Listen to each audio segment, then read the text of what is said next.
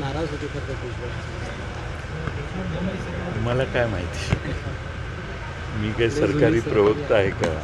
जुने सहकारी चांगलं झालं त्यांना संधी कामाची मिळाली याविषयी त्यांना पहिल्यांदा मंत्रिमंडळातून बाहेर ठेवण्यात आलेलं, आता त्यांना घेण्यात आलेलं दिसतंय, त्यामुळं नक्कीच भुजबळांना आनंद झाला असेल. खरं तर स्थानिक स्वराज्य संस्थांच्या निवडणुका लागतील अशा पद्धतीची शक्यता आहे आणि असं असताना भुजबळांचा मंत्रिमंडळात समावेश होणं कुठेतरी ओबीसीना खुश करण्याचा हा प्रयत्न दिसतोय का, त्यामागचं हे राजकारण दिसतंय का? कारण इतके दिवस थांबणं आणि आता या क्षणी त्यांचं मंत्रिमंडळात येणं. नाही, भुजबळांचा अनुभव आहे आणि अनुभवी लोकांची या मंत्रिमंडळाला जास्त गरज आहे आणि त्यामुळं त्यांनी घेतलं असेल असं मला वाटतं. विलिनीकरणाची चर्चा पालकमंत्रीपदाचा सुरू प्रश्न झालेली आहे. नाशिकच्या अजूनही संपलेला नाही. ते अनेक दावेदार असताना शर्यत आणखीन वाढलेली दिसते. रायगड आणि नाशिक या दोन्ही जिल्हे मोठे जिल्हे आहेत. एक आपला उद्याचा कुंभमेळा देखील नाशिकमध्ये होणार आहे आणि येणारा, त्यामुळे या जिल्ह्याचे निर्णय लवकर घ्यायला पाहिजे होते. नेमक्या याच जिल्ह्याचा निर्णय सरकारने प्रलंबित ठेवलेला आहे. आता भुजबळांच्यासारखा सिनियर माणूस तिथं आल्यावर मला वाटतं की त्यांनाच सरकारला तिथं पालकमंत्री करावं लागेल असा माझा अंदाज आहे. तर बघू दोन्ही काय होतंय. राष्ट्रवादीच्या विलिनीकरणाचा मुद्दा समोर येतोय आणि काल रोहित पवार पण म्हणाले की येत्या काही दिवसात काही बदल झालेले दिसतील. विलिनीकरणाच्या मुद्द्यावर नव्हतं, पण पक्षांतर्गत काही बदल होतील का असा तुम्ही प्रश्न. पक्षांतर्गत नक्कीच बदल होणार आहेत आणि आमच्या पक्षात आम्ही बहुतेक सगळे बदल करणार आहे. पण विलिनीकरणाचा विषय तुम्ही चालवताय, आम्ही नाही. आगामी निवडणुकीला अलायन्स म्हणून महाविकास आघाडी एकत्रित जाणार आहे की NCPची सेपरेट भूमिका असणार आहे? नाही, महाविकास आघाडी एकत्रित जाईल, जिथं शक्य आहे तिथं एकत्रित जाईल. आम्ही सर्व महाराष्ट्रातल्या आमच्या जिल्हा अध्यक्ष, शहर अध्यक्षांना एकत्रित बोलवून पुढच्या काही दिवसाची प्रक्रिया 27 तारखेला, 25, 26, 27ला आम्ही काही बैठका आमच्या पदाधिकाऱ्यांच्या ठेवलेल्या आहेत.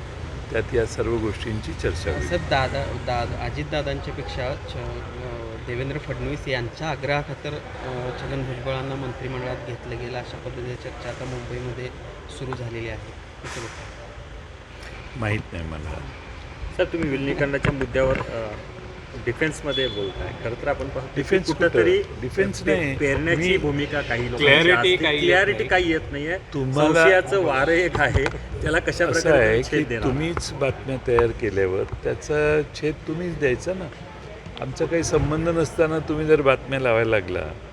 आता आज बातमी काही लोकांनी चालवलेली की आणखीन आमच्या पक्षाच्या 2 नावं घेऊन या दोघांचाही शपथ होणार आहे. काही पॉलिटिकल अनुभव नसणारी पत्रकारिता जर कोणी करत असेल तर त्यांना उत्तरं देत बसणं आणि त्यांना स्पष्टीकरण देत बसणं हे आवश्यकही नाही मला वाटतं. कारण लोकांनाच कळतं की यांनी खोट्या बातम्या लावल्या, मनाच्या बातम्या लावल्या आणि त्यातलं काहीच झालं नाही. त्यामुळे तुमच्यावरचाच लोकांचा विश्वास कमी होतो. त्यामुळं आज छगन भुजबळांचा शपथविधी आहे, त्यात आणखीन 2 माझ्या पक्षाच्या 2 नावं घेऊन हे दोघं देखील घेण्याची शक्यता आहे. अशा बातम्या लावणे हा पोरखळ आहे निवडणूक.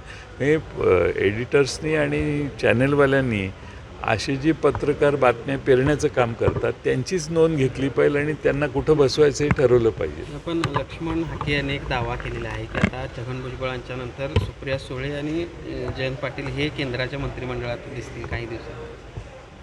हे हाके माझे हितचिंतक आहेत, माझी त्यांची चांगली ओळख आहे. पण त्यांचं माझ्याबद्दल हितचिंतन करणं हे स्वाभाविक आहे. त्यामुळं अशी चांगली मतं जर कुणी मांडली तर त्याच्यावरून निष्कर्ष विपर्यास करणं योग्य नाही असं मला वाटतं. पण गेल्या काही दिवसापासून जयंत पाटलांना घेरण्याचा प्रयत्न आहे तो महायुतीकडून सुरू आहे. अनेक सांगलीतले नेते आहेत ते फोडलेत आणि महायुतीत घेतलेत, असं एक प्रकार चांगलं. मला तर गंमतच वाटते. जे फोडलेले आहेत ते माझ्या पक्षात नव्हतेच, ते भाजपमधून अजित पवारांच्या पक्षात गेले. माझ्या पक्षातून कोणीच गेलेलं नाही. एक व्यक्ती गेली जी थोड्या दिवसापूर्वी आमच्या पक्षात आलेली होती काही काळासाठी, पण बाकीचे सगळे भाजपचेच नेते अजित पवारांच्या पक्षात गेलेले आहेत. माझ्या पक्षातून कोणी नाही गेलेलं आहे आणि त्यामुळे मला घेरण्याचा प्रश्नच उद्भवत नाही. मला घेरण्याच्यासाठी तुम्ही हेच मुळात मी मगाशी जे सांगितलं की विलासराव जगताप म्हणून आमचे माजी आमदार आहेत, अजित घोरपडे म्हणून माजी मंत्री आहेत, किंवा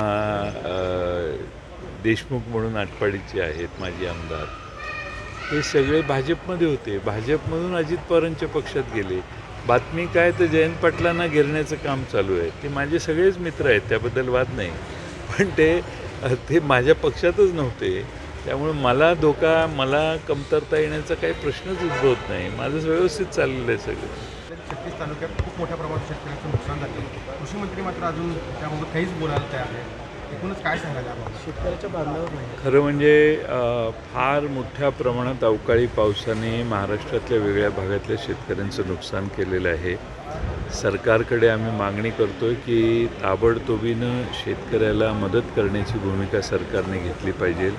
अनेक ठिकाणी आपण बघितलं असेल, म्हणजे वाळवायला घातलेलं धान्य देखील वाहून गेलेलं आहे आणि प्रचंड नुकसान झालेलं आहे. त्यामुळं पीक शेतात उभं आहे पीक आणि त्याचं झालेलं नुकसान हा एक प्रकार आहे, पण काढलेल्या पिकाला देखील या पावसाने झोडपलेलं आहे आणि त्यामुळं शेतकऱ्यांचे फार नुकसान झाले. लगेच पंचनामा करून त्यांना मदत करण्याची भूमिका ताबडतोब सरकारने घेतली पाहिजे. सहकारी संस्थांवर महायुती अंकुश ठेवण्याचा प्रयत्न करते. गोकुळच्या अध्यक्षपदाबाबत पाहिलं तर महायुतीनं गोकुळचा चेअरमन महायुतीचा व्हावा म्हणून प्रयत्न केले.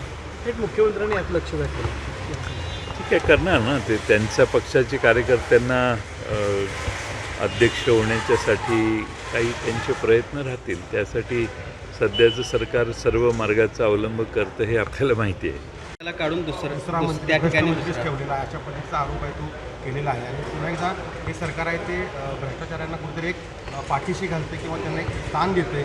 आणखीन काही चांगल्या व्यक्ती नाहीत का, अशा पद्धतीचा एक आरोप जो आहे, आणखीन एक आक्रमकता आहे त्यांनी पुन्हा एकदा दाखवली. कसं पाहताय?